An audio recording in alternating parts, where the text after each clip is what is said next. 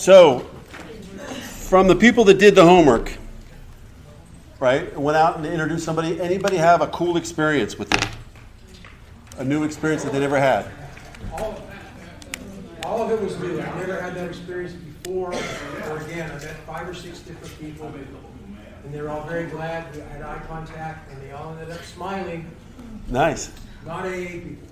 You did it with non-AA people. Awesome. A few AAs in here. Right. And what did you end up learning from that exercise? The human touch, transfers, energy, like I haven't experienced with my father. Cool. Manish, would you share your experience with the new person today? Come on up here. Come on, we're going to bring you up to the front of the class. Got to be. You're too far away to get on the speaker, so that way we can get on the mic. Oh my God. Because we're recording it. Yeah, absolutely. Well, then I have to. Okay. So I'm visiting here from Berkeley, California. I don't know many people. I know Dave. I know JR.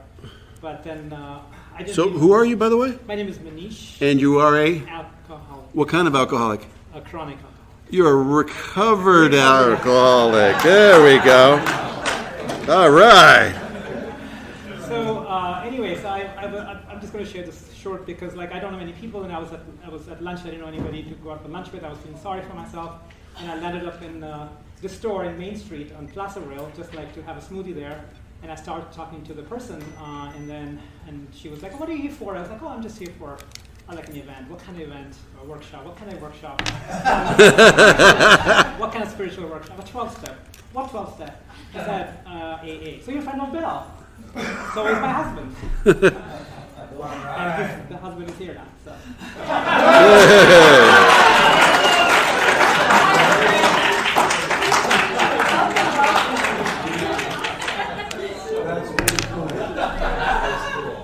Can you guys see the power of God working through people's lives? That's what I call a positive stone. You can throw negative stones and negatively affect people, or you can throw positive stones. And that's classic. Well done. Give that boy an A. Cool. Does anybody have any questions from the sessions that we did so far? Before we jump into this. Okay. Does everybody have the link for the I'm trying to say the URL to get all the data? Yes? Okay, so now I got to run forward. It'll get us back where we need to be. That's close. You know where the short form came from? It is prayer code for. Oh, you have to enter the light.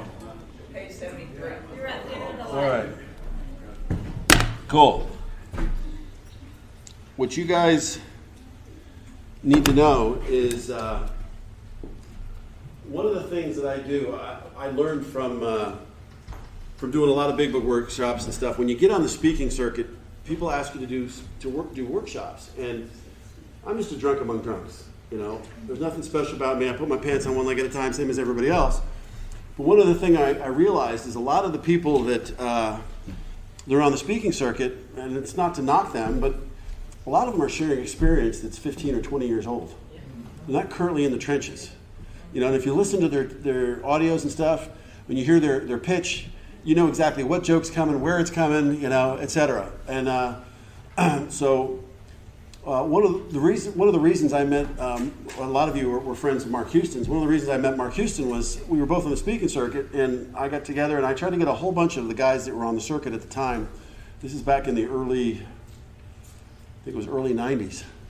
And said, you know what, guys, we're having a different kind of unique experience, and we need to get together and share inventory with each other and hold each other accountable so that we're sharing fresh experience. And Mark, to his credit, was one of the few guys that agreed to the task.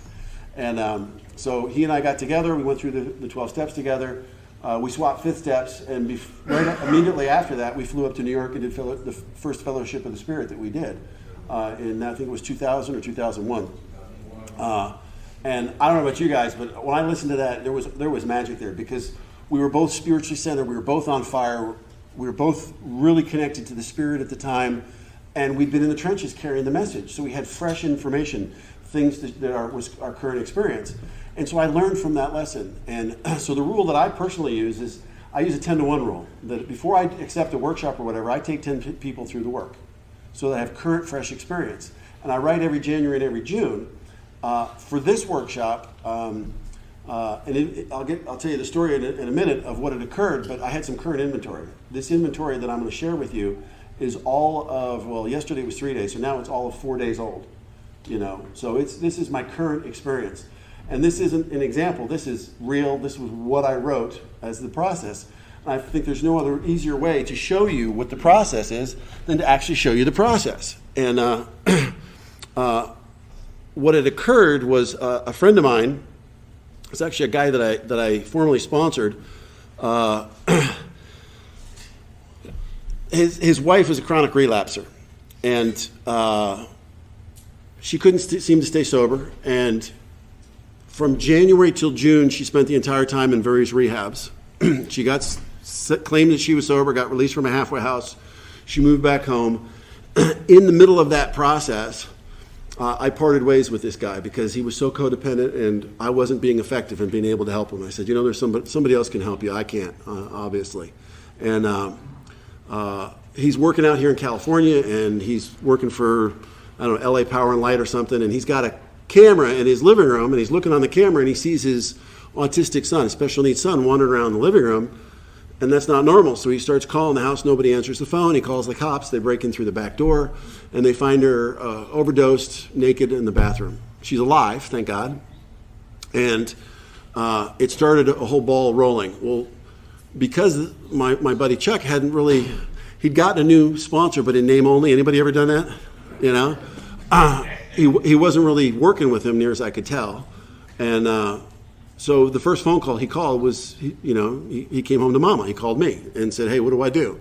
And so I started giving him some information and coaching him through it. And the more I heard him share with me what was going on and his reactions to it, the more my codependency started to get triggered, because I realized I'm not really being effective here. I got him through the initial crisis. But one of the things that I preach is that if you're going to be effective as a sponsor, you damn well better be going to Al-Anon, because you will start to want their sobriety more than they do. And that started to come up for me. And so what it culminated in was me sending, I spent about an hour, I was in South America at the time. I was down in Buenos Aires, and I'm texting back and forth with him because, he was kind of getting out of control. Could somebody go unlock the back door and let them in? I'll get it. Thanks, JR. So at the end of the text message, I realized this is really codependent. This is out of control. I'm not being effective to him. So I said, listen, buddy. I said, here's the things that this woman has cost you this year. And I started listing them. She's threatened you. She's threatened me. She's threatened the life of your son on multiple occasions. I mean, here's an autistic kid who's brilliant. He's literally a genius. And there's loaded syringes full of cocaine floating around the house. And he's watching Mom shoot up. All he has to do is mimic that behavior, and he's dead. It would kill him. His specialty is security, corporate security. He does the corporate security for banks to make sure that people can't hack into the banks. So he goes through like 5 background checks a year. No exaggeration. His job needs to be absolutely secure, and he has to be pristine as far as his background. And now the police have been called to his house. CPS has been reported by the police. So now she's threatened his career. He's threatened his future. She's threatened his sobriety. There's all these things. I listed them all, and I said, I can't help you, bud. Somebody else may be able to help you. But when it comes to talking about your wife, I got to step aside, and I can't have this conversation because it's having a negative effect on me. And so I wrote some inventory in the process. I was mad at her. I was mad at him, and then I realized when I was writing the inventory, I wasn't mad at him. I was mad at codependency, the disease of codependency. And in the middle of this, I have a son who's got some special things going on with him. He has Lyme disease, and it's left him with some neurological stuff that goes on. So one of the things, he's also a genius. So when you get up into that level of brain power, they tend to not be concerned about anything but themselves, and they don't understand the effect they have on you. And so like he'll just show up unannounced and say, "What's for dinner?" You know, and we're like, "Well, we weren't planning on you for dinner," you know, and so we have to stop, and then we make dinner, and then he'll eat, and then he'll immediately go, "All right, I'm going back to my apartment." And he'll get in the car and leave, and you're like, "Well, that was rude. What the hell was that?" Or he'll come walking in and drop his laundry, and he expect his mother just to get it done. Like an hour later, he's going, "Is my laundry done yet?" I mean, he's not being malicious. That's just part of what's going on with him. So I wrote about his selfishness, and because I had written about Chuck and his family, I went to him and I said, "Hey, can I use your permission to use some of this information?" And this is what he did. He said, "Yes, you can absolutely, if you think one person will be helped, of course you can use the story." He said, "By all means, go right ahead, but I have 2 requests." He said, "Number 1, please remind everybody that there's a good but very sick woman underneath whatever you had to write." Because I didn't tell him what I wrote about. I just said, "I wrote about your wife." And he said the second thing, he said, "Please ask everybody to pray for us because we can use all the help we can get." So I put at the bottom there, please pray for Chuck, all right, as we go through this so you can see. All right, so we already covered the short form of what does it look like.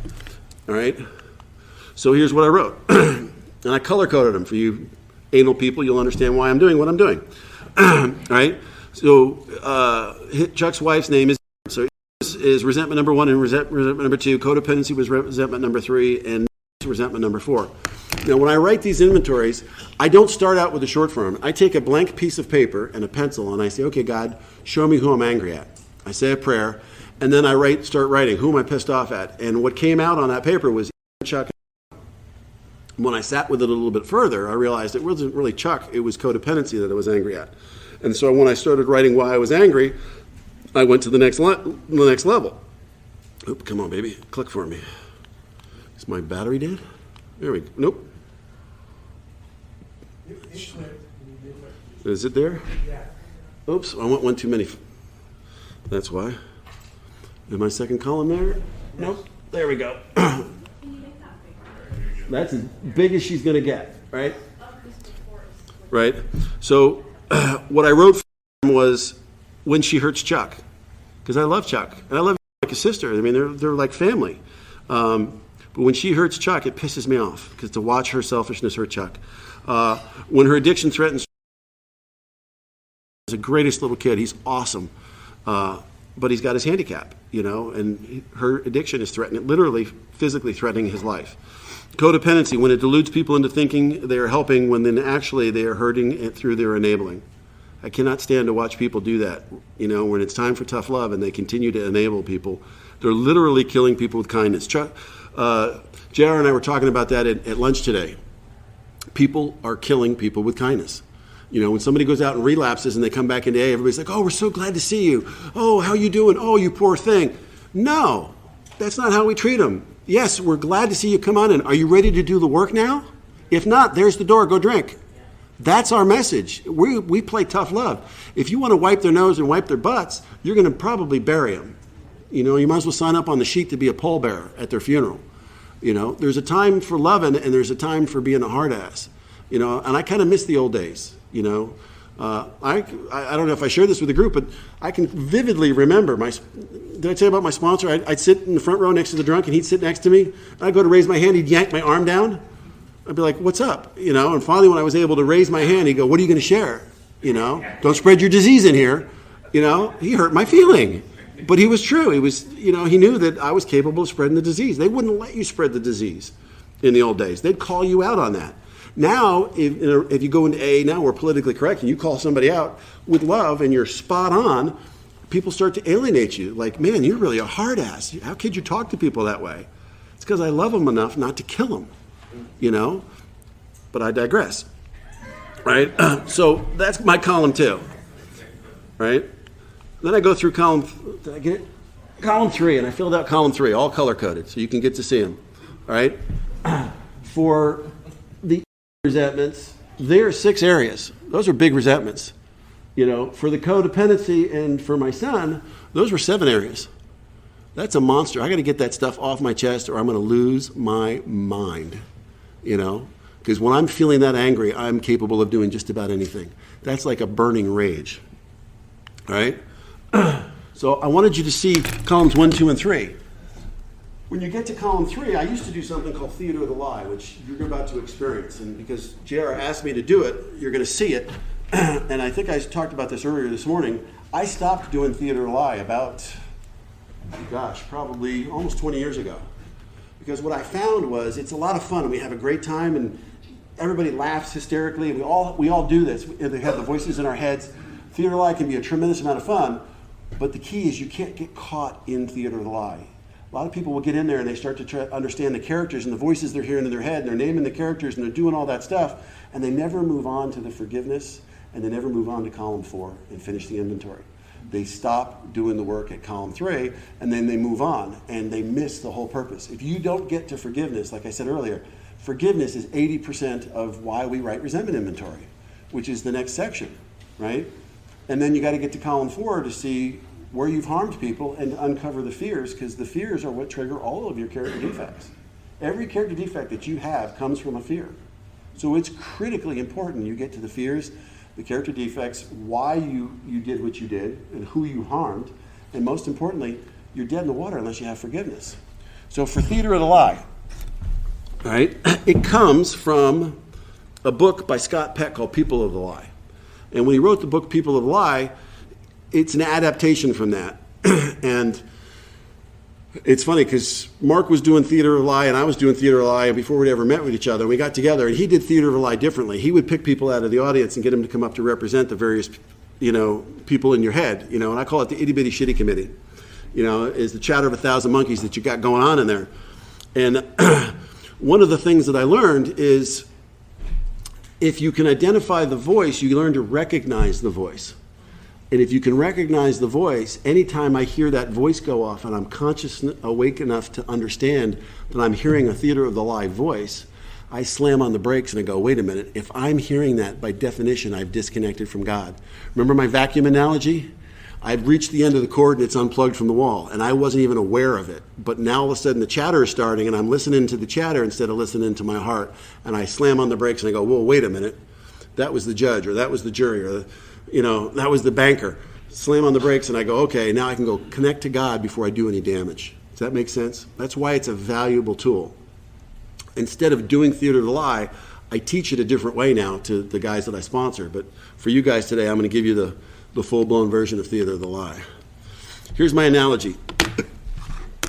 The purpose of Theater of the Lie characters today, I tell the car wreck analogy for the guys that I work with now.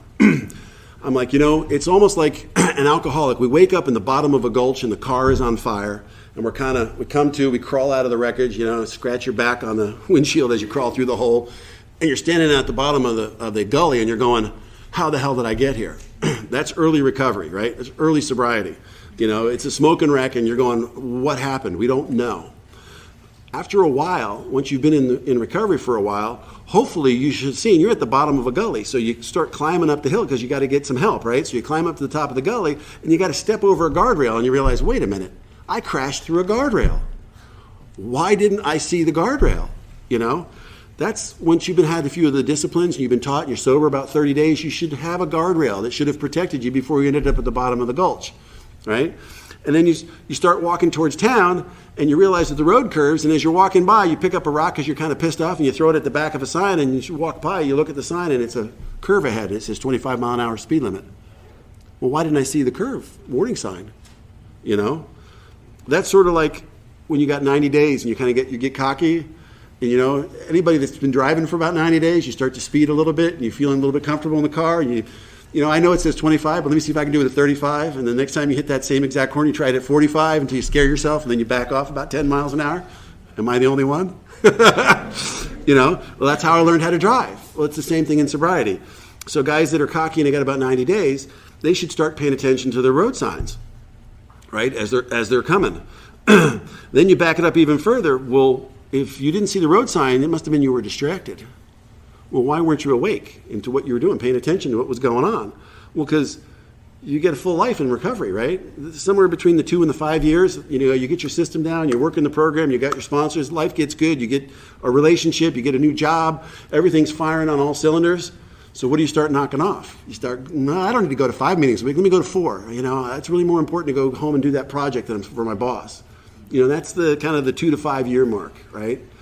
You back it up even further, right? Now you're making up for lost time, because now all of a sudden you got this game, you got the program, life is full of good stuff, but now you're trying to make up for lost time.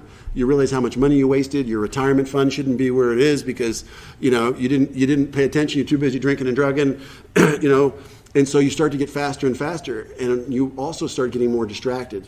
You start missing things. You're supposed to be at a meeting, but you've crammed too much into the stream of life, so you're always late, and you're just going. Does that make sense? That's kind of the 5 to 10 year window, right? And if you survive into double digits, that's where we start to think of people as old timers. They got double digit sobriety. They should have this thing wired. And when you're an old timer, you're supposed to be accountable to people. You're supposed to be calmer. You're not supposed to be running around with your hair on fire. You're supposed to have some wisdom. You're supposed to have learned some lessons as you're going through. But at any point in your sobriety, any one of these stages can reemerge in your life, right? So I can start out my morning, do my prayer and meditation, and I'm Mr. Wise. I'm spiritually awake, and then 5 minutes later, I'm speeding because I'm late for my appointment, and I want to stop at Starbucks and get a cup of coffee before I get to the whatever it is, and then next thing you know, I wake up and spiritually I wake up in the smoking wreckage, going, how the hell did I get here?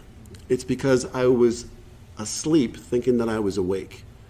Well, the characters that we're going to teach you in Theater of the Lie can help you, and from each one there's a warning sign, and it's one of those deals that after I've screwed up, remember I told you last night when I told my story about going to my wife and she told me that I'd hurt her worse than any time in our marriage, and I was like 30 years sober at the time, right?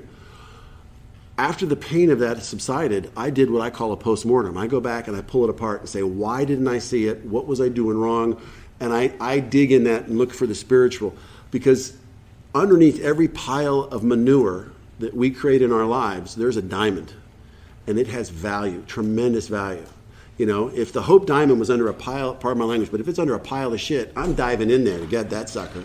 Because it's the Hope Diamond. I'm going to clean that sucker up and polish it up and I'll disinfect it and myself too, because it's got value. Well, it's the same thing. When you've got ashes around you, when you've been the tornado and there's wreckage, burning wreckage, you've already paid the price.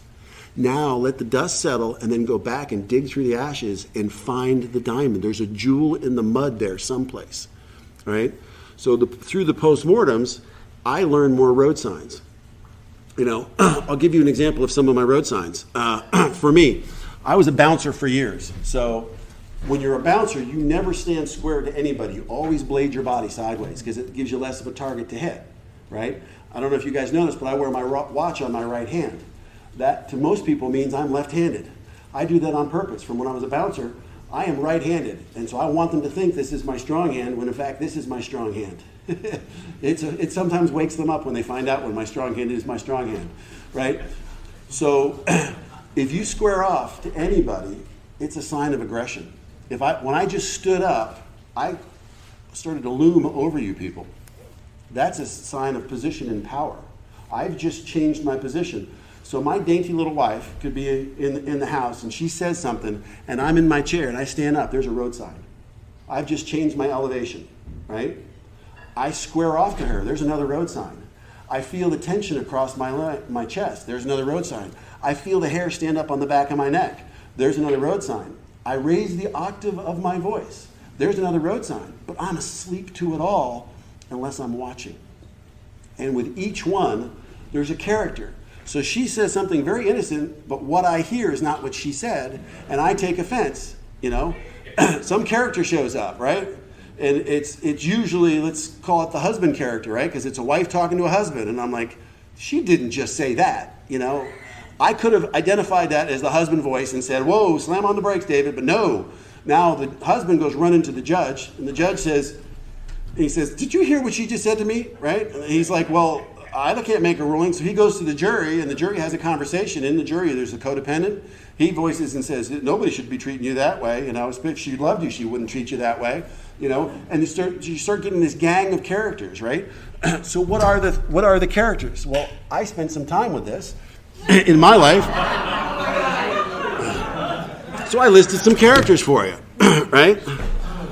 we got the judge. He judges everything. He sits behind the mahogany desk, bangs the gavel, and people like him shouldn't be roaming the streets. Lock him up. He's a jackass, right? The jury, they decide who's guilty and who's not guilty. There's the executioner who carries the sentence out proposed by the judge. There's the banker. That's the financial person. Like when your husband or your wife comes to you and they want to buy a new couch, and you say, well, how much is it? And they say it's $3,500. The accountant shows up really quick and he goes, $3,500? He knows that there's only $150 in the savings account. Well, how do you plan on paying for that, honey? Sarcastic, talking down to her. That's the banker voice when you hear that. There's also an emotional banker. Most people miss this one. It's crucially important to understand the emotional banker. They're the one that keeps score of wrongs and rights in a relationship. So if she's ever made a mistake and gone out and put something on a credit card and you had to pay it off and there was some emotional pain to it, the emotional banker stands up and goes, she's back at it. She's doing the exact same thing she did last time when she screwed up your finances. And it's chiming in with not only do you have a banker, you have an emotional banker. Do you think there's any chance in hell you're going to buy the sofa now? Not if you've listened to those voices. You know what I'm saying? So there's all kinds of characters. There's Rambo. When you've been harmed, Rambo shows up. He wants to kill somebody, right? Don't you laugh. There's also Xena, the warrior princess. She's just as strong, right? She wants to rip something up, yeah. There's the bee woman, yeah. There's some of those voices coming in too. I've seen them firsthand. Here's a problem that most men have, and I don't mean to paint with a broad brush, but most men have a Mr. Fix-It in it, right? Men tend to speak in facts and in logic. They tend to have their intellect over their emotions. And I know I'm being really dangerous here, and I'm painting with broad brushes, but there's always exceptions to the rule. Women tend to talk more, to sound things out, and they tend to have a lot more emotion behind what they're saying. So when a man talks, I call that blue. When a woman talks, I call that pink. The problem is when a woman speaks, like my wife, I'll use her as an example since she's in the room, she can defend herself. When she speaks to me, she's speaking in pink, and what I'm hearing is a pink transmission, but I'm hearing it with blue. So she'll say something like, what do you want for dinner? I respond with a fact, I don't care, right?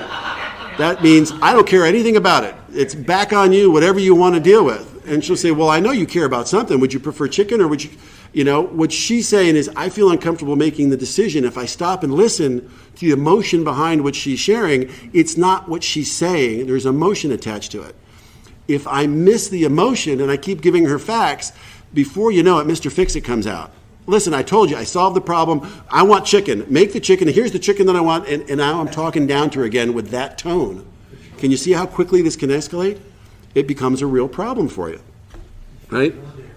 That's right, and there's been a number of nights where I get hot tongue and cold shoulder for dinner. If you're dealing with a parent, there's a son or a daughter, right? If you're a parent dealing with one of your kids, there's always a parent there. If there's a blended family, right? There's a step parent who doesn't really have the rights to, when it really comes down to brass tacks in a merged family, very often, and it gets really ugly very quickly where they say, listen, that's really not your kid. I'll take care of it. You're not the parent. That's devastating to a relationship. Why do they make a statement like that? Because the voices in their head, they got defensive and boom, out it comes. And once you say something like that, you cannot get it back. It's really, really destructive. There's a military man, there's a veteran, there's a thief, a liar, there's the self-righteous man. Oh, there's the victim. One of my favorites is the victim. Woe is me. They're always looking for sympathy, even though they've screwed up. But you wouldn't believe, I parked my car and I thought I put enough money in the meter and then I ended up with a ticket. Woe is me. Well, you didn't read the damn sign, dummy. You didn't bother to read the meter. But what will come out will be the victim. We'll try to convince other people because the victim gangs up and get other people. If I can get somebody else to agree, then I'm not the one who's at fault. I'm not the dumbass that didn't put enough money in the meter. If you're willing to co-sign my stuff, we already talked about the co-signing. It's sort of like that line, it's progress, not perfection. That's the victim voice. Well, it's progress, not perfection. Yeah, really? Where's the spirituality in what you did? Let's look at it for the reality of it. All the way down to the, there's one of my favorites is near the bottom is Jack the Ripper, right? Jack the Ripper wants to cause the victim to painfully suffer, slower the better, without getting seen. You know? There's also the hitman. The hitman and Jack the Ripper are very similar. The hitman wants an instant kill, long range, and not get caught. Jack the Ripper wants to be right up close, to smell the blood, to see the suffering. You know, it's long distance versus close in combat. And then there's sarcastic Sam or sarcastic Samantha. You know, who wants to say something really sarcastic. Does anybody know what a sarcast is? You know what a cat of nine tails is? They would weave together leather, and they'd have 8 strips of leather, right? And they called it a cat of nine tails. And then the Romans, being phenomenal torturers, they tied a little knot in one little piece of leather, and they would slide on a little leather bead at the end of it and tie another knot. The leather bead is called a sarcast, and its sole purpose is to tear flesh. So when they whip you with it, it digs into the flesh and really just rips the flesh. I used to think it was cute to be sarcastic. You know, in my family, that was like sport. We were always sarcastic with each other. You know, that's a dysfunctional family for you. You know, and then when I found out what a sarcast really was, man, was I sad that I was engaging in that kind of behavior. Does everybody kind of get an idea of the theater characters? Cool. So now, at this point, we're going to progress to, we need a volunteer. I need somebody who's willing to share columns 1 and 2 of the resentment. Preferably somebody who's recently had a breakup, because those always make for great theater of the lie. And remember the goal. Our goal here is to identify the characters that we should be watching out for, to hear the voices that would be shared. And we use the characters in the future to show us how we're off the beam, to try to get an idea in the postmortem as a road sign to look so that we don't make the same mistake we've always made. So who's got a resentment? Yes, sir. Give me column 1 and column 2. What do you got? Divorce. Who's in column 1? My wife. What is your wife's name? Marie. Marie is in column 1. What did that bitch do to you? Well, in all seriousness, that's how you write inventory. When I write inventory, man, I am caustic, because that's the anger, the rage that I got going on. Is that bitch, I can't believe she did this to me. So what would be the first harm that she caused to you? She practiced gaslighting on me. She gaslighted you? Yeah. When? For a long time. And I didn't know what it was until I started working some program myself on it. Oh, does anybody know what gaslighting is? Yeah. What is gaslighting? It's where you do stuff to somebody and then you say they're doing it to you and you make them feel totally batshit crazy because they're sitting there going, no, I'm not. And then it's like this vicious cycle. They're forcing their abuse. Putting their guilt It's onto a them. manipulation tactic to control a person. Absolutely, it's manipulating and controlling. All right? So, from what you guys know, what are the voices, what are the characters that first show up? Who's the first character that shows up? It's the wife, right? Because we're dealing with a wife. The wife character, right? Is a wife supposed to treat a husband that way? Hell no. So the first character that shows up is the husband saying, wait a minute, this wife, she shouldn't have done this to me. You know, I'm a good husband, right? Who's he telling that story to? Me. No, you're in your head. Who's the other character he's telling that story to? The judge. He's telling the judge. The judge says, I need some more supporting characters. So he goes to the jury. Who's in the jury? The victim. There we go. Now you're getting it. The victim. What is the victim saying? Can you believe I haven't done anything like that? I am beyond reproach. Why would she want to leave me? I'm the best thing that's ever happened to her, right? Right? You know, who else shows up? Don Juan. I'm the best lay she's ever had. You know, I can't believe she's willing to walk away from me. Right? She was nothing before she met me. Who else is in there? Jack Ripper. Jack the Ripper. But we're not there yet. You're jumping ahead. Right? What other voice is in there? The hitman, right? But who calls the hitman? Rambo calls the hitman. Well, maybe Rambo comes up and says, man, I want to bury her. Give me a shovel and some lime and a plastic bag. And let's go. But he knows, wait a minute, I'm going to get in trouble if I do that. I might get caught. That's the wise man who shows up. He's like, whoa, calm down. We're not going to do that, right? So he goes back to the jury, and the jury says, well, she's guilty for sure, without a doubt. Who can we get? Well, we can get Jack the Ripper if you want to be pointed up right up front and cause her some pain. We can also get the hitman. We're going to sit the hitman and we'll wait for years, just waiting until they can take that long distance shot. And it's even better if she never knows what's hit her. Boom, done. You know, and you don't tell a soul. You just kind of walk away going, right? That's it. Well, you're laughing too much. He's got a hitman. I'm gonna bail him out of jail. If you do that. Right? So you got the hitman, right? The hitman's going to lie in wait, right? Well, the victim is still pretty pissed, right? So the victim goes to the accountant and says, wait a minute, she's going to get half of my stuff? Well, legally, it's half of her stuff. But no, we're not going to look at that. And then the emotional banker shows up and says, I've done this for her, and I've done this for her. And that ungrateful bitch, now she's going to go ahead and do this to me? You see where this is going? And you got that chatter going on all at once.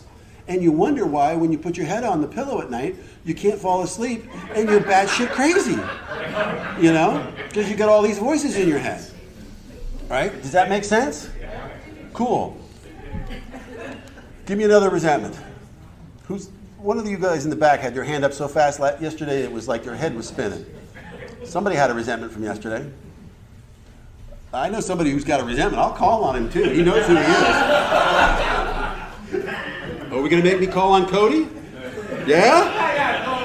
Okay, Cody, give me a resentment. All right. So, about my sister. Your sister? Yeah, we'll do a real one. Your sister, what did that lovely child of God do to you? I get angry when she abandons her child. She abandons your child. Yeah. To give you guys some background, because I know Cody very well, Yeah.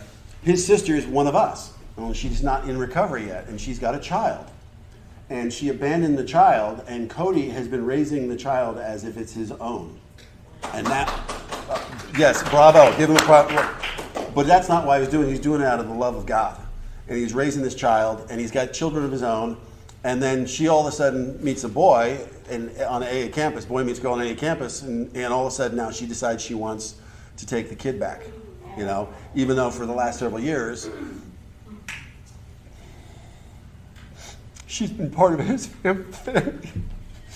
So now the selfish sister is going to rip this child who only knows Cody as dad her entire life out of that because she wants her child back. Do you think that's going to raise up any of the characters? Right? So who do we got? We got a brother to start off with, right? The brother sounds off and says, this isn't right. I'm taking care of my sister's kid. She's irresponsible. Who else is in there? Come on, this is easy. The father. We got a father. He's been acting as a father for this person. He is her. She's the only thing she knows. He's the male role, the alpha male that's been raising her as his own daughter. Who else we got? We got the judge, right? We got a jury. We got an executioner. Who else we got? We got a victim, right? We have a Rambo who's out there going, I'm going to make her pay. This cannot be right, right? We've got an attorney. Got a spiritual man. We got a spiritual man. I'm supposed to be the spiritual man. I was doing this out of the love of my heart for my niece, and now she's getting ripped away, and so now he's got this huge emotional pain, right? We also have a husband, because his wife stepped up to the plate and has been raising her niece, who's not any blood relation to her at all, as her own daughter, right? And now the husband is arguing with the wife because she's like, I can't believe she's doing this to us, and it's starting to rip apart the marriage, right? This is real life stuff, and it's all happening in a nanosecond. The characters just start firing up. Boom. You get a letter from the attorney that says she wants parental rights, and all of a sudden Cody's on the phone going, you can't believe what just happened. That effing blankety blankety blank. What do I do here? What was my first response? Go to God. Got to get out of the itty bitty shitty committee. Up there, you're behind enemy lines, and you will not survive. You go to God. You go back to your third step. You turn your will and your life, every area of your life and everything you want over to God. And one of the things, and I'm pretty sure he'll remember that I said this to him, I said, you know, that little kid is God's child, right? And she's not going anywhere. she's still going to be in your life. So you can fight your sister and maybe not ever see this kid again if you lose in court, or you can go down the path and do the honorable thing, the next right thing, and feel the pain in this process, and you will find a jewel in the mud on the backside. But the cost of finding the jewel in the mud is excruciatingly painful. And why am I crying? Because of what's up on my screen, the codependency in me. I'm living it with him. But I'm glad to do it, to walk down. We trudge the road to happy destiny together. And I'm going to get a front row seat to watch the miracle that's going to happen in his life, and it's already started to happen. You look at him, he's nodding his head. It's already started. One of the things, and I don't think I've mentioned it today, is, and it's a tool, it's not in the big book, but it's something I've started to get all my guys to do, is to create a miracles list. All the miracles that have occurred. When you sit down and you look back over your days of sobriety, you will start to see miracle after miracle after miracle after miracle. Write them down and put them in your big book. So when you get handed a big lump of life and you're choking on it and you cannot believe that there's an outcome to it, you could open up your big book and you look and say, wait a minute, God was here, and God was here, and he was here, and he proved it here, and he proved it here. And the next thing you know, you're going to be like, wow, this is just another miracle. I just haven't wait to see what it's going to be. It takes the pain and the fear away of walking through the fire. That's how you make a sword, you know. Take some iron ore and you stick it in the fire, and you get it hotter than hell. And then you take it out and you stick it up on an anvil and you beat the crap out of it with a hammer. Right? And you stick it back in the fire, and you put it back on the anvil, you stick it back in the fire, you put it back on the anvil, then you stick it in a bucket of water and cool it off really quickly, and then back and back and back and back. And when you're done, you have a spiritual weapon of war. You got a sword that can defend almost anything that comes at it. But the process of getting the sword requires that cycle of in the fire, out of the fire, getting the crap beat out of it, if you want to be the weapon to advance God's kingdom. And trust me, it's well worth the work. Thank you, Cody. Any questions on this? You happy, JR? Happy to plan, but I will mention one thing. Come on up here and speak so you get it on the tape.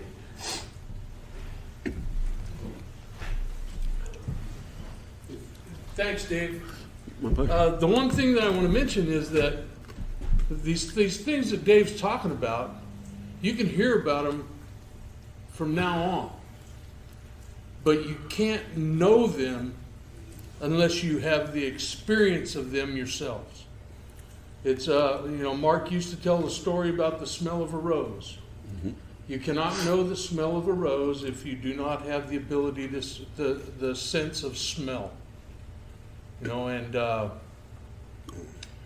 you've got to have the experience yourself. Absolutely. Amen. So how do you use the characters?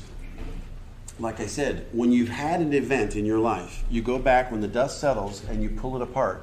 And you're going to need a spiritual guide when you do it, because you can't see it. Somebody else can help you see it. You can start to pick up some of the characters, but you need to bounce it off somebody else. Say, am I seeing this correct? And they will help you with the process, because we can see it in each other, but we can't see it in ourselves.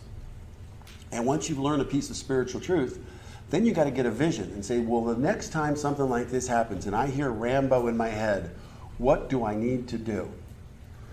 And you can apply what you've learned. So instead of being Rambo, I go to God, I pray, and I see myself going to that person and thanking them for teaching me a lesson. You want to freak somebody out? When they know they've been pushing on your button and you reacted, and literally 30 seconds later you're like, hey man, thank you for that. And you don't say what it is. You're just like, hey, thanks for that. And you're calm and you're peaceful. And they're like, what in the hell was that? I know that person should be screaming at me, and they're now smiling and they're walking away going, and thanking me? It boggles their mind. It's wonderfully fun to do. But that's sarcastic Sam that just said that.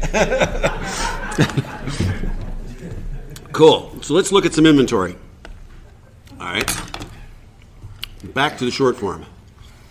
So I fill out column 1, I fill out column 2, I fill out column 3. You notice there's a little column right there that's called forgiveness prayer. We talked about it. It's a 12-area prayer. Oops, back one. There's the 12-area prayer. And so these are the actual prayers that I wrote. All right? Father God, please show me how to tolerate when her addiction hurts others, especially Chuck and Charlie. Help me to tolerate both her selfishness and her sickness. Help me to have pity on her, knowing that I too have been that sick in the past. Give me patience whenever I deal with anything surrounding the situation. Help me to cheerfully be of assistance to them and have a positive attitude towards the situation. God, help me to be a friend without condemnation and harsh judgment. Grace me with discernment to help me assist them wherever I am able. Keep me from anger, Lord, and help me to constantly remember that your will, not mine, be done. Help me to be of service while keeping me from any possible retaliation or anger. Help me not to argue either with Chuck or with regard to this situation. Simply help me be a kind and helpful servant as I attempt to be a channel of your peace. And Father, please grace me with a tolerant view of you. Help me to see her as your sick daughter in need of healing, not as a selfish, toxic junkie. Help me to keep it in forefront in my mind that I too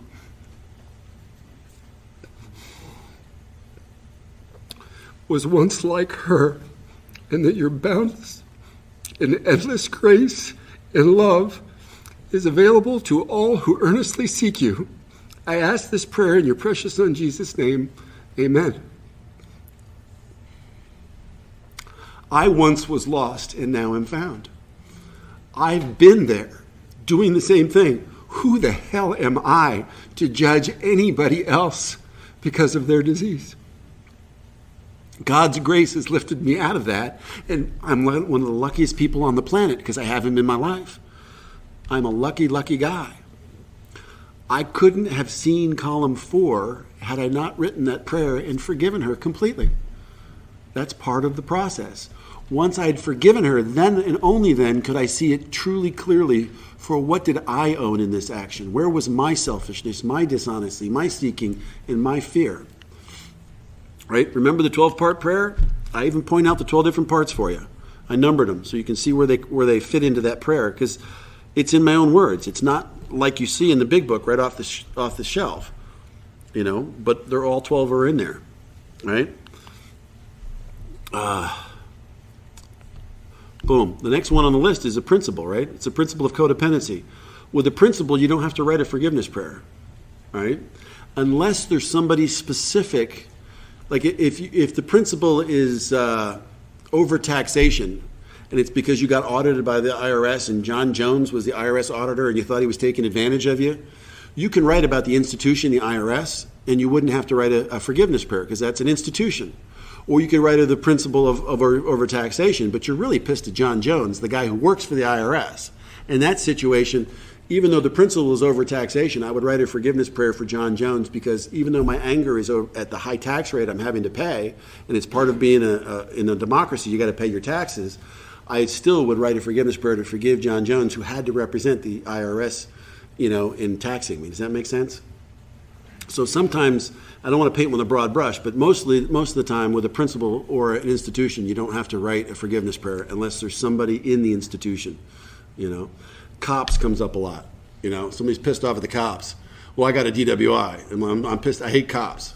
And I'm like, okay, well, I think you're probably pissed at the cop, Officer Smith, who gave you the DWI. You can write about the institution of the police force, but let's write a forgiveness prayer for Officer Smith since he was just doing his job. Does that make sense? Cool. All right.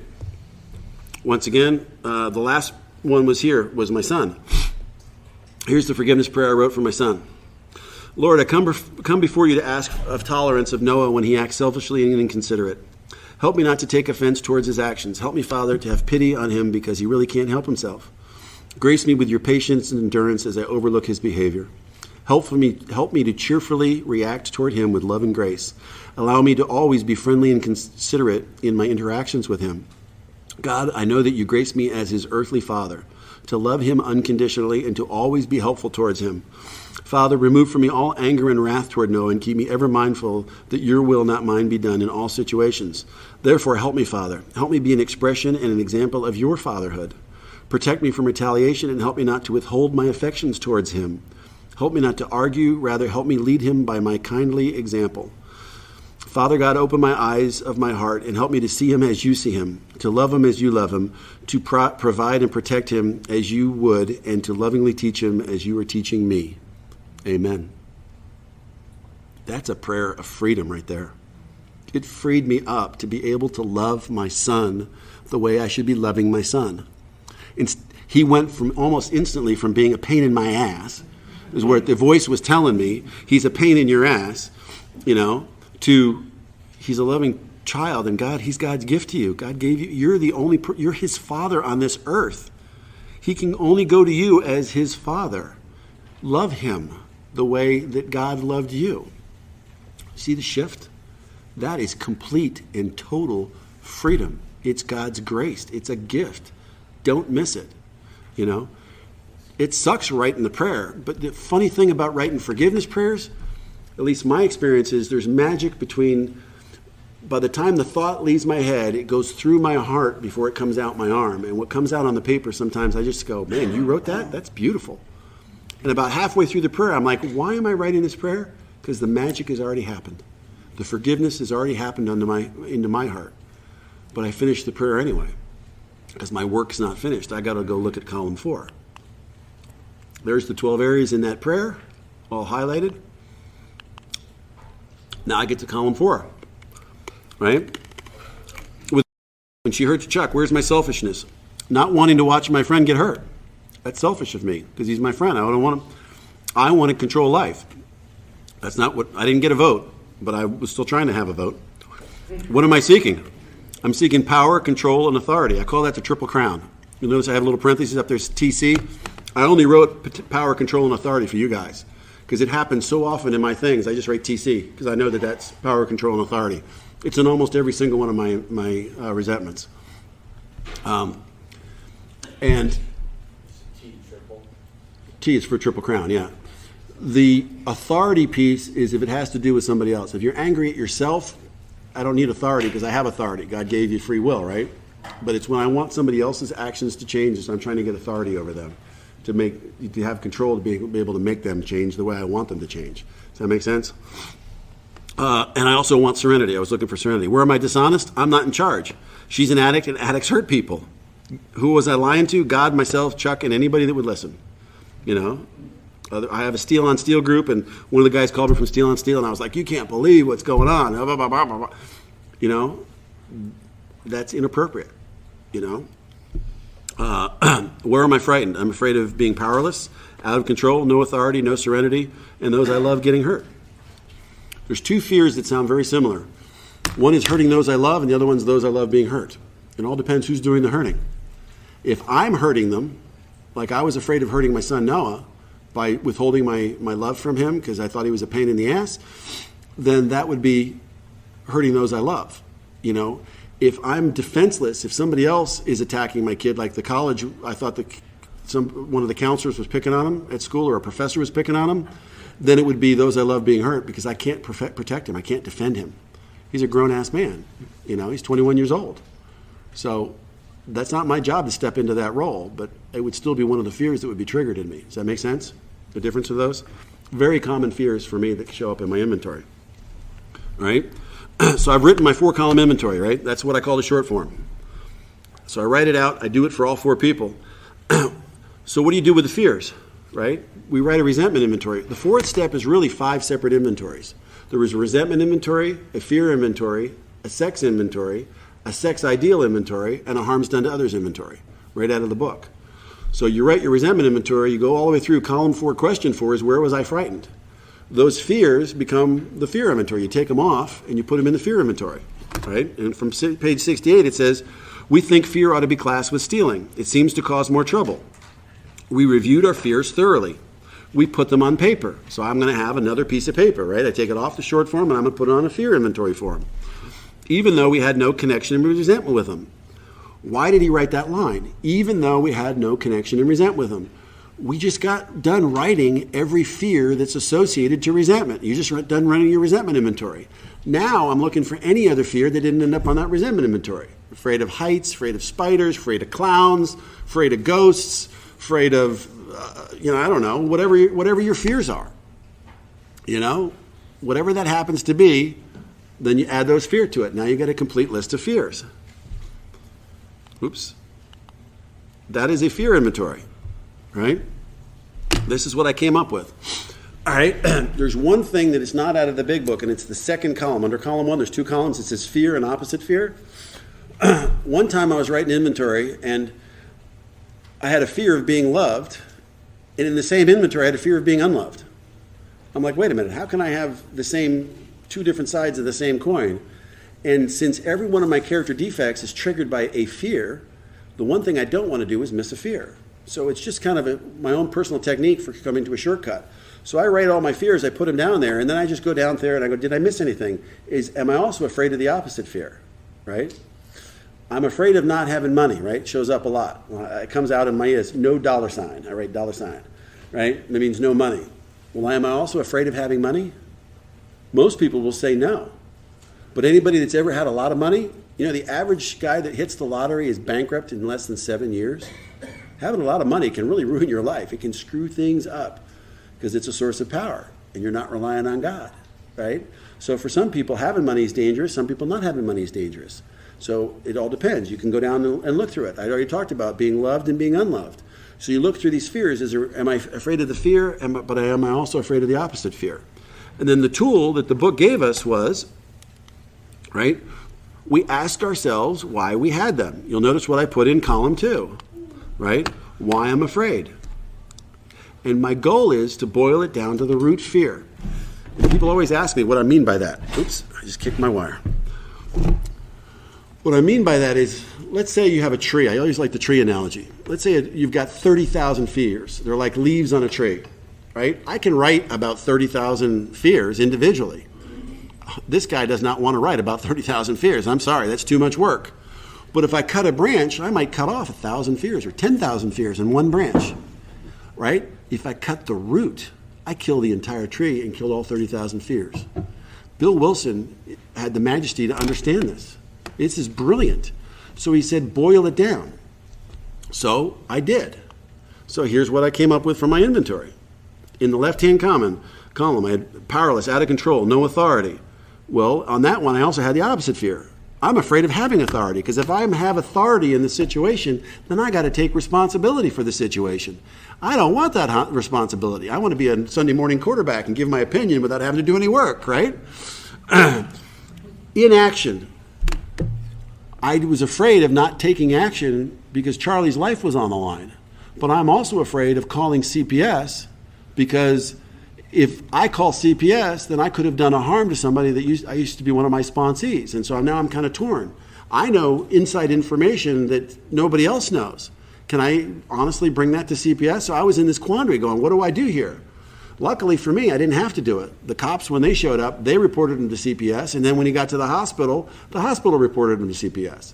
So that took it right out of my hand. I didn't have to go down that path, right? Down at Serenity, I said, I'm afraid of not having serenity, but I'm also afraid of chaos. It's something very specific.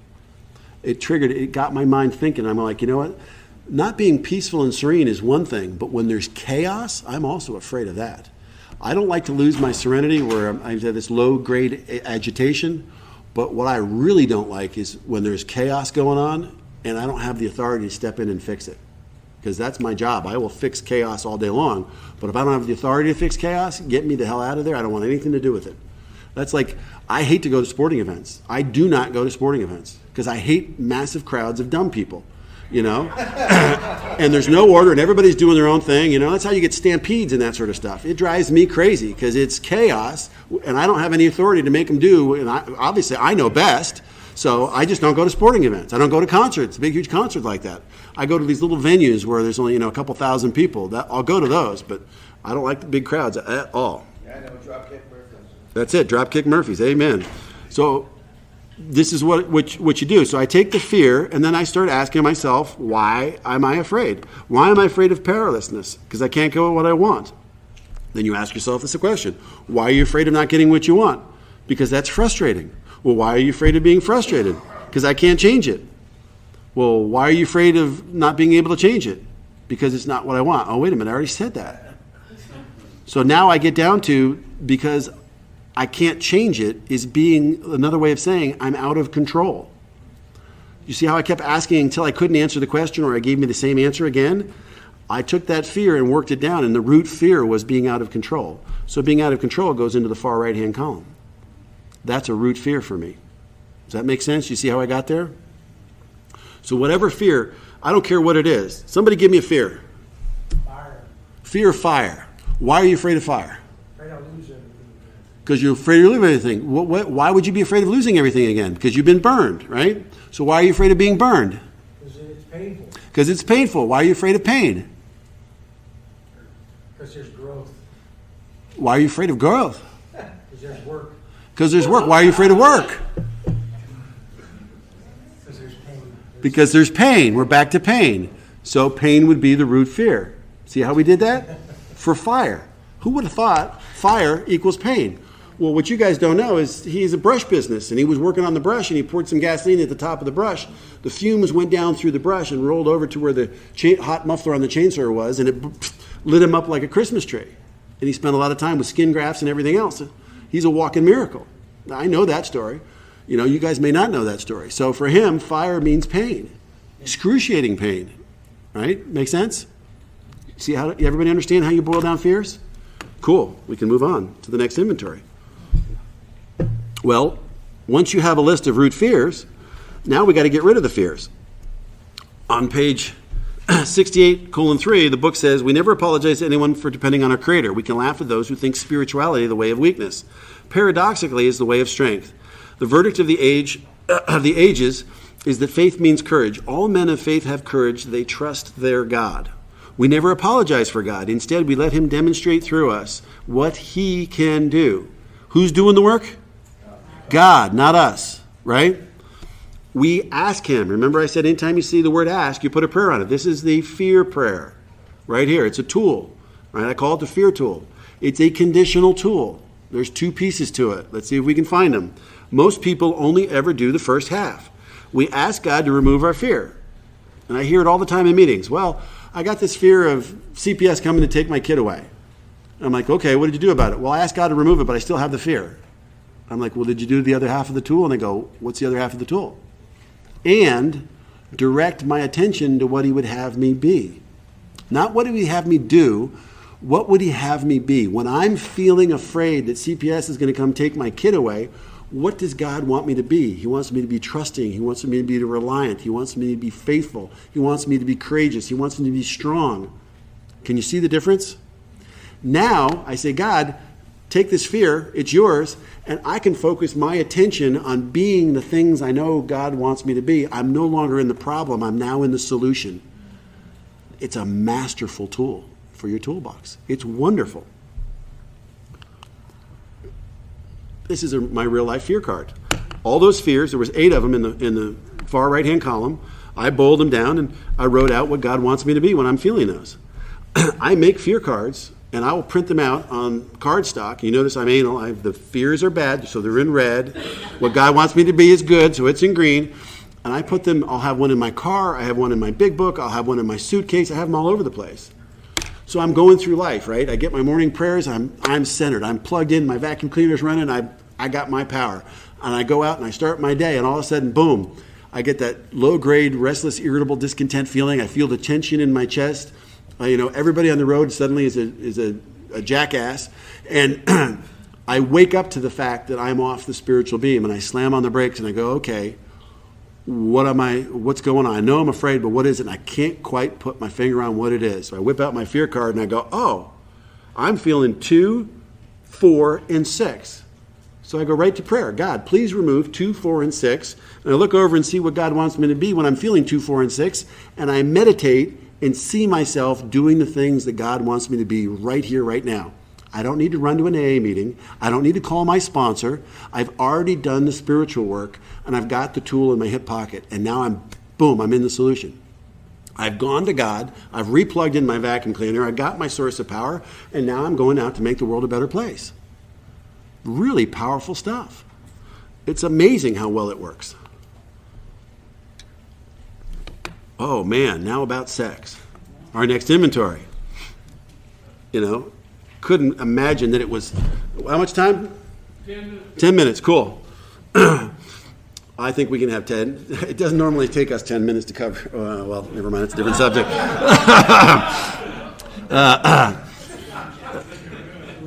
I was thinking about the conference. I don't know, you dirty minds, what you were thinking about. We don't want to be the arbiter of anyone's sex conduct. We all had sex problems. We'd hardly be human if we didn't. What can we do about them?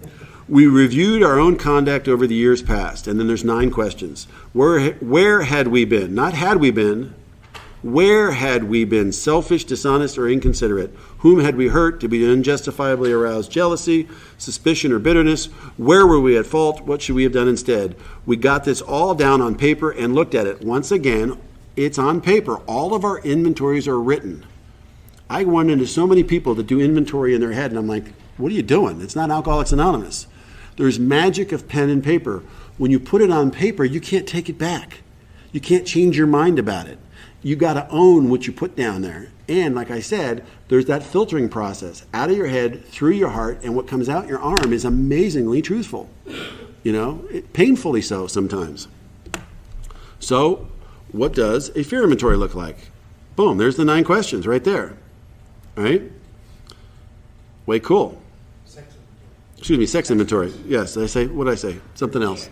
Fear inventory. All right? Once we have the sex inventory, we've written the answers to those 9 questions, the next inventory that we're supposed to do is we're supposed to create a sane and sound sex ideal. And it says it right on 69.2. It says, in this way, we tried to shape a sane and sound ideal for our future sex life. We subject each relationship to this test. Was it selfish or not? We asked God. What does that mean? Another prayer, right? We asked God to mold our ideals and help us to live up to them. We remembered always that our sex powers were God-given and therefore good, neither to be used lightly or selfishly, nor to be despised or loathed. Whatever our ideal turns out to be, we must be willing to grow towards it. We must be willing to make amends where we have done harm, provided that we do not bring still more harm in doing so. In other words, we treat sex as with any other problem. In meditation, we ask God, another prayer, what we should do about each specific matter. The right answers will come if we want it. God alone can judge our sex situation. Then from page 70:2 says, to sum up about sex, we earnestly pray for the right ideal, for guidance in each questionable situation, for sanity and for strength to do the right thing. If sex is very troublesome, we throw ourselves the harder into helping others. We think of their needs and work for them. This takes us out of ourselves. This quiets the imperious urge when to yield would mean heartache. All right? I run into more people, and I say, well, did you write a sex ideal? And they go, what the hell's that? I mean, how many times do I read the word ideal in there? It's all over in our big book, right? There's a reason why we wrote the sex inventory and answered those 9 questions. It's to help us create an ideal. If doing something in a relationship, you've already paid the price for, you've already destroyed, like your divorce relationship. You wrote about that, and you looked at all these negative things that occurred. If you don't look at what should you have done instead, you're going to repeat the same. Well, let's learn. You've already paid the price. Right? If there was something good in the relationship, that would be good in any relationship. It transitions straight across onto a sex ideal. Because if it was good in that relationship, it'll be good in this relationship. Does that make sense? Right? It's not brain surgery, but so many people don't want to do it. This is the form I created for the sex inventory. In order to help me write an ideal, I've added some colored things that aren't out of the big book. It's just Dave's experience at the top. How did you meet? Was it love at first sight? And how long did you date before you started having sex? Because in my life, before I was married, I started seeing a trend. I was always into one-night stands. My goal was only to meet the girl get into her knickers as quick as I could and be gone. I had that MO, you know? So I didn't realize that was a trend until I started writing this. Then, you notice in green, it says, what were some of the good things about the relationship? If it was good in one, it's good in another. And the next one is, what were some of the bad things? Be specific, right? If it was bad in the relationship, for me, before I met my wife, one of the things that came out from these inventories was having sex as quick as possible was always a train wreck. It never was good in the relationship. So that's not what I should do. What should I do then? So my ideal read was someone with whom I won't have sex with right away. I just reversed it and said, okay, if that's bad, what would be better? This would be a better. You know, I was learning from my mistakes. Does that make sense? You know, if not having anything in common ended up in a train wreck because you felt alone and they never wanted to do anything that was you considered fun, well, your ideal should read someone with whom I have something in common. We have common interests. We have things we can do together because we enjoy each other's company doing the same type of task. Does that make sense? Way cool. Boom. I don't know, that's a duplicate slide. We already covered that. Here's a actual copy of an old sex ideal of mine. Some people don't know what they look like, you know. This one happened to have 12 bullets on it. It's probably 25 or 30 years old. My current sex ideal has 21 bullets on it. This one has half that, 12 bullets. And as I told you, it's not in the big book, but one of the things that I do is I write my ideal, and it's literally between me and God. I don't write it thinking about my wife. I think about what is it that I'm supposed to be bringing to a relationship? What do I expect from a relationship? What do I think God wants me to do in a relationship? What should my role be in the relationship? And I write about it. Then I bring it to my wife and I say, honey, this is the man I'm trying to be. And I give her an idea of the goal that I'm shooting towards. And then I go back 3 months later and I say, how am I doing? And trust me, guys, do not do that if you don't want to find out. They will tell you, you know. But let me tell you, it will turbocharge your relationship. Because they'll say, you know what, you're doing great in all these other areas, but this one thing right here, you said this, I ain't feeling that. You're failing on that area. You're like, oh, well, thank you for your feedback. I appreciate it. Now you can retweak your visions and try to figure out how to become a better person. They're helping you. It's wonderful. And it bonds you together, you know. Transparency. Intimacy has nothing to do with sex. Intimacy. When I bring that to her, she gets to see inside my spirituality and who I'm trying to be for God. Critically important. I'll say that again. It's critical. If you're in a relationship, you need intimacy. Intimacy. We all hold that wall up. We're masters of it. We got to let the wall down and let somebody else in. It might as well be your lover, your best friend, your spouse. They're all the same creature, you know. And if it's God-centered, there's nothing cooler in the entire planet than letting somebody else inside the wall. And when they treat it with care and concern and kindness, and your relationship just blossoms. It's wonderful. Last inventory. It's the harm done to other inventory. Right? We've written about resentment. We've written about fear. We've written about sex. Well, let's say I rob a gas station. You know, I show up at a gas station. The attendant's in the back room. I walk in, and there's the register sitting right there, and the cash drawer is open. I'm not angry at the guy. I'm not afraid. I didn't have sex with him, but I reach over the counter and I grab a handful of bills and I walk out and get in my car. Did I hurt him? Damn right I harmed him. Right? What inventory does he go on? He goes on the harms done to others inventory. On page 70:3, it says, we have been thorough about our personal inventory. We've written down a lot. By now, we've written several pages of sheets, right? We've listed and analyzed our resentments. We have come to comprehend their futility and their fatality. We have commenced to see their terrible destructiveness. We have begun to learn tolerance, patience, and goodwill toward all men, even our enemies. How do we get it towards our enemies? By writing forgiveness prayers. Critically important. For we look on them as sick people. We have listed the people we have hurt by our conduct and are willing to straighten out the past. This is the harms done to others inventory. It's one sentence. It's real easy to miss. If they didn't fit on any other inventory, but you still harm somebody, we listed the people we have hurt by our conduct. You write them on the harms done to others list. It's the catch-all. When you've done that, you've done all the harms you've created. You've got it all, but it's on all these different inventories. So when we get to our 8-step list, all we're going to do is take all these harms from all these different inventories and move them onto one list. Who was it and what did I do to hurt them? Boom, there's your 8-step list. It says in the 8-step, we'll get there, it says we made it when we wrote our 4th step. That's what they're talking about. Cool. Boom. Next thing we're going to talk about is the 5th step. We're going to do that after a break. Come back in half past. Yeah, it's 1/4 after now? Yeah.